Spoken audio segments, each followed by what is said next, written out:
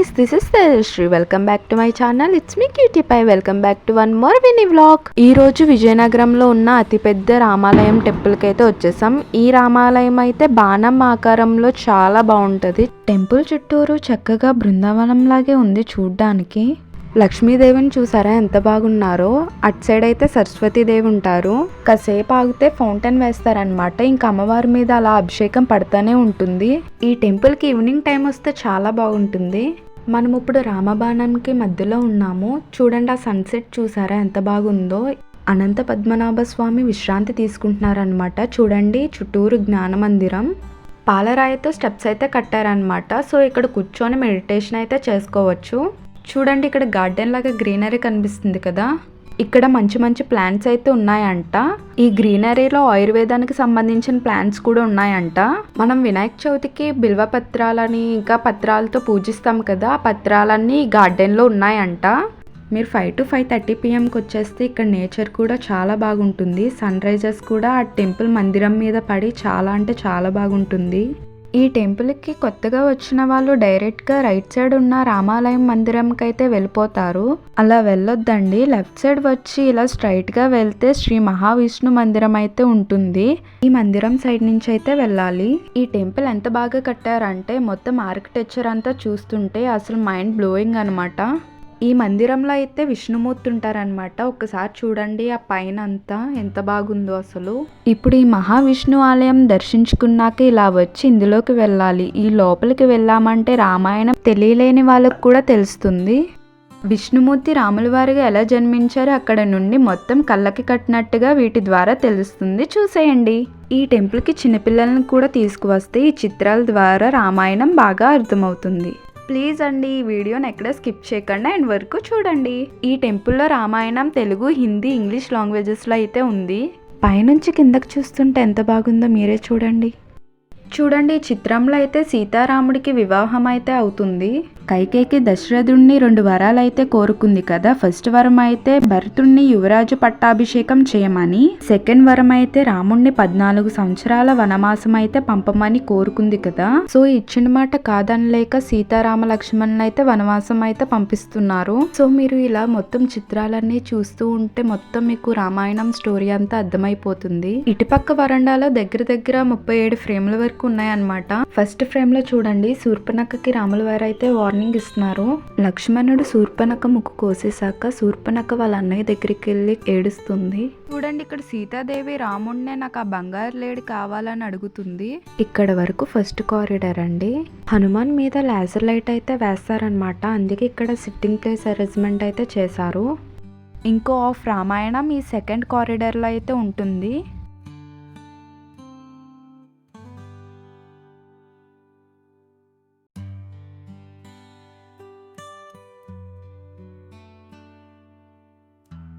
హనుమంతుడు లక్ష్మణుడి కోసం సంజీవనం తీసుకురమ్మంటే ఇక్కడ సంజీవన పర్వతమే తీసుకొస్తున్నారు.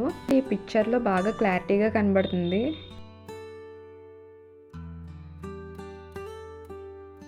చూడండి ఇక్కడ కుంభకర్ణుని నిద్ర లేపటానికి ఎంతమంది ట్రై చేస్తున్నారో. రాముడు రావణాసుని చంపేశాక ఇంకా సీతాదేవిని అయితే తీసుకొని వెళ్తున్నారు. ఈ మందిరంలో అయితే శ్రీ సీతారామ లక్ష్మణులు అయితే ఉంటారు. మీకు పైనుంచి అయితే ఇప్పుడు గోశాలను అయితే చూపిస్తున్నాను. పైన చూసారా సేమ్ విష్ణు సుదర్శన చక్రంలానే పెట్టారు. పైన కలరింగ్ చూసారా చూడ్డానికి చాలా బాగుంది. ఈ మందిరం అయితే సీతారామ లక్ష్మణ మందిరం. చూడండి ఎంత బాగున్నారో. మీకు ఇందాక చెప్పాను కదా హనుమాన్ దగ్గర లేజర్ లైట్ అయితే వేస్తారని. ఇప్పుడు టెంపుల్ మొత్తం లైటింగ్ అయితే ఆన్ చేస్తారు. లైటింగ్ అయితే ఆన్ చేశారు. ఇప్పుడు టెంపుల్ మొత్తం ఒకసారి చూపిస్తారు చూడండి. లేజర్ లైట్ ఆన్ చేయకముందే హనుమాన్ దగ్గర అక్కడ చైర్స్లో కూర్చోవాలి, లేకుంటే మీకు అసలు ప్లేసే ఉండదు. మీకు ఇందాక చెప్పాను కదా హనుమాన్ దగ్గర లేజర్ లైట్ అయితే వేస్తారని. సో ఈ టైంకి అయితే లేజర్ లైట్ వేస్తారనమాట. చూసేయండి. ఈ లేజర్ లైట్ మీకు స్టార్టింగ్ నుంచి ఎండింగ్ వరకు నేను చూపిస్తాను. ఎక్కడ స్కిప్ చేయకుండా టోటల్ వీడియో మొత్తం చూడండి.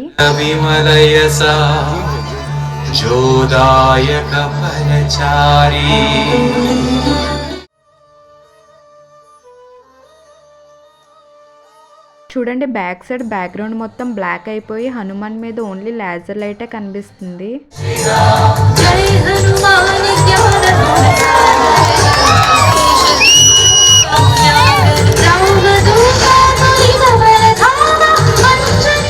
ఈ సాంగ్ మొత్తం హనుమాన్ చాలీస్ అనమాట. హనుమాన్ మీద లేజర్ లైట్ వేసి మొత్తం చూపిస్తున్నారు.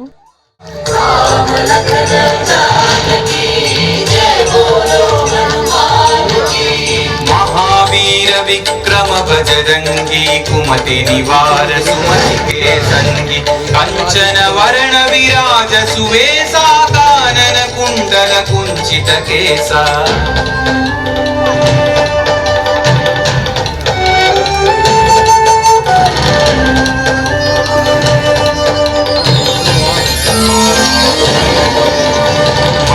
वज्र औध्वजा विराजै कांधे मूंज जनेऊ छाजै शंकर सुवन केसरी नंदन तेज प्रताप महाजगवंदन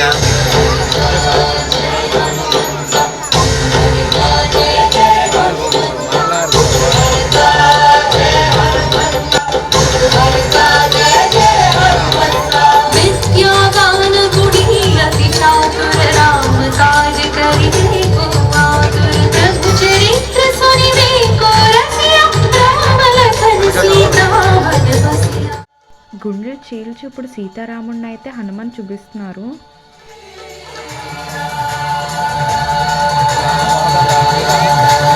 सूक्ष्म रूप धरि सियहि दिखावा विकट रूप धरि लंक जरावा भीम रूप धरि असुर संहारे रामचंद्र के काज सवारे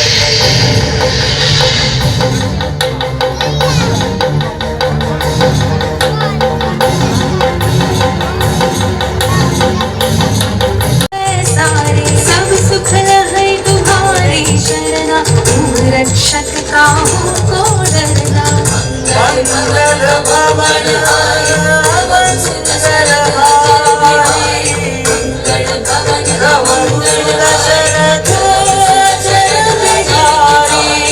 भवन तेज संहारो आपै तीनों लोक हांकते कांपै भूत पिशाच निकट नहीं आवै महावीर जब नाम सुनावै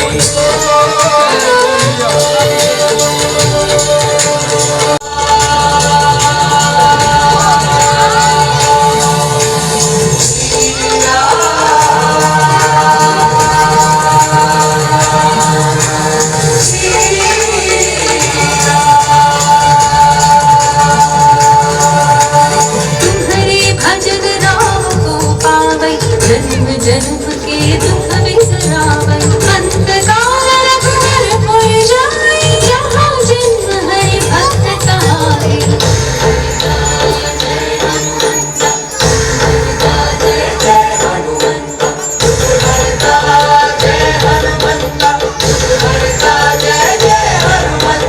और देवता चित्तर धरई हनुमत से सर्व सुख करई संकट कटई मिटई सब पीरा जो सुमिरई हनुमत बलवीरा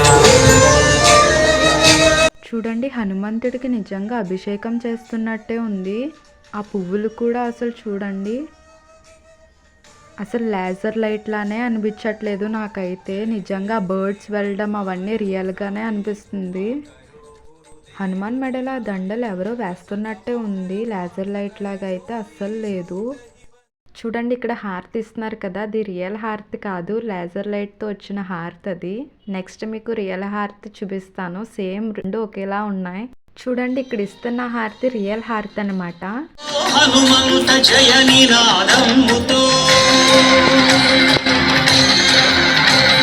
మహాసత్యవాహాయ మంగళం మహావజ్రదేహాయ మంగళం పరిభూత సూర్యాయ మంగళం కృతామర్త్య కార్యాయ మంగళం శ్రీరామ పదదాస మంగళం.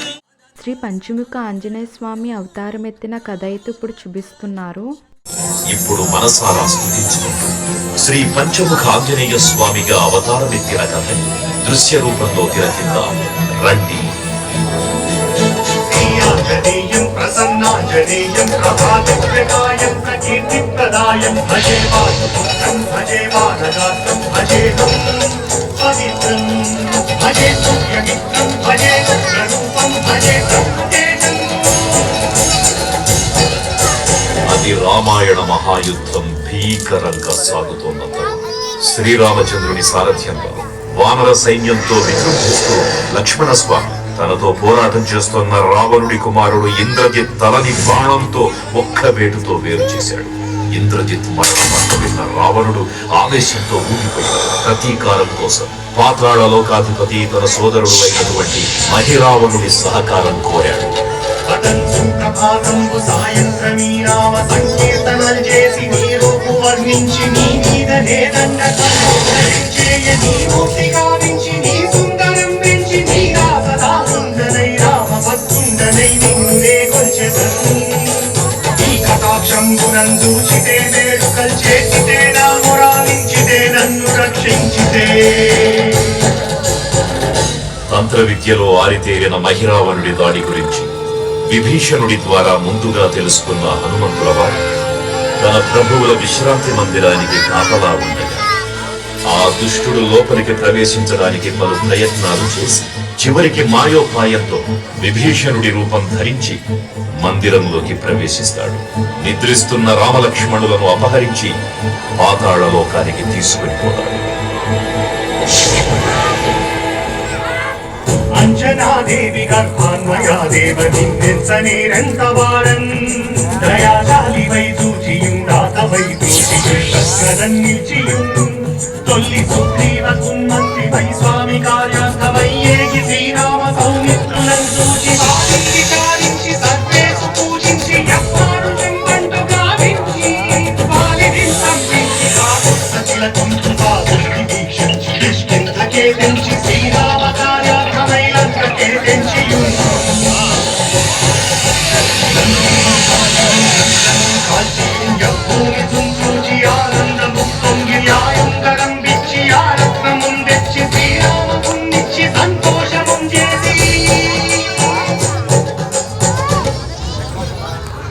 తన ప్రభువులను కాపాడుకోవడానికి వాయువేగంతో పాతాళ లోకానికి చేరుకున్న ఆంజనేయ స్వామికి సగం మొసలి సగం వానర రూపంలో ఉన్న వింత జీవి ముఖద్వారం వద్ద కాపలా కాస్తూ కనిపిస్తుంది.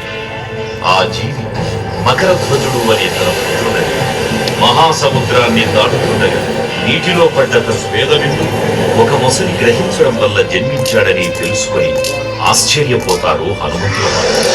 తన పుత్రుడిని యుద్ధంలో ఓడించి పాతాళ లోకంలోకి ప్రవేశిస్తారు.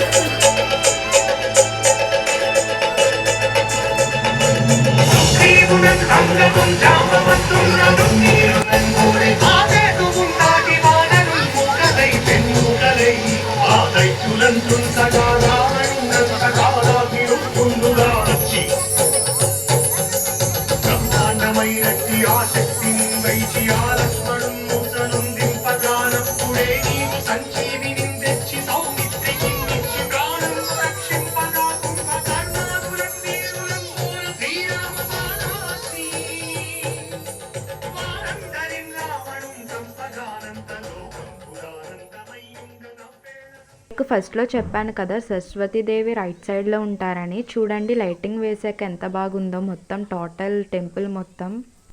చూడండి ఇక్కడ చూపిస్తుంది రామబాణం. సేమ్ టెంపుల్ ఈ మోడల్లోనే ఉంటుంది. ఇక్కడ చూపిస్తున్న హనుమాన్ అయితే 75 feet అంట. నైట్ టైం టెంపుల్ పీస్ఫుల్గా చాలా బాగుంది. Thank you for watching and supporting మీ. మీకు కనుక ఇలాంటి మంచి మంచి ఇంట్రెస్టింగ్ వీడియోస్ కావాలంటే మన ఛానల్ని సబ్స్క్రైబ్ చేసుకోండి. Once again thank you for watching. మీకు కనుక ఈ వీడియో నచ్చినట్టయితే మీ ఫ్రెండ్స్ అండ్ ఫ్యామిలీ మెంబర్స్కి షేర్ చేయండి. Bye bye.